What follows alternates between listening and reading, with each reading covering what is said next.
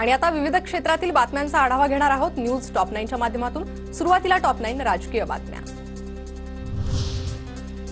अमरावतीच्या दर्यापूरमधील खल्लार गावात नवनीत राणांच्या प्रचार सभेत राडा। खुर्च्या फेकत असताना नवनीत राणा थोडक्यात बचावल्या। प्रकाश बुंदिलेंच्या प्रचारासाठी सभेचं आयोजन। दर्यापूरमध्ये राणांच्या सभेदरम्यान राडा। 45 जणांवर गुन्हा दाखल। पोलिसांकडून आतापर्यंत 4 आरोपींना अटक तर इतरांचा शोध सुरू। सभेवर हल्ला झाला म्हणजे नवनीत राणांवर हल्ला झाला। ज्यांनी कायदा हातात घेतला त्यांच्यावर कारवाई होईल। नवनीत राणांवरही खुर्च्या फेकून मारल्याचा रवी राणांचा आरोप। भाषण करत असताना मला उकसवण्याचा प्रयत्न केला। मला शिवीगाळ करत माझ्यावर थुंकले।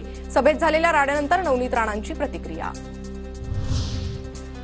मी शरद पवारांना सोडायला नको होतं असं काहींना वाटतं। मी पवारांना सोडलं नाही। आमदार पवारांना सांगत होते सरकारमध्ये जाऊ। अजित पवारांची प्रतिक्रिया। भाजपने अनेक वेळा शरद पवारांना मारण्याचा प्रयत्न केलाय। जनशक्ती शेतकरी संघटनेचे अध्यक्ष अतुल खुपसेंचा आरोप। फडणवीस शिंदे हे सर्व अदानींचीच माणसं। सामनातून निशाणा। मुंबई अदानीला पूर्णपणे गिळायची तर मोदींच्या दौलतीचा रखवालदार अदानी सामनातून घणाघात।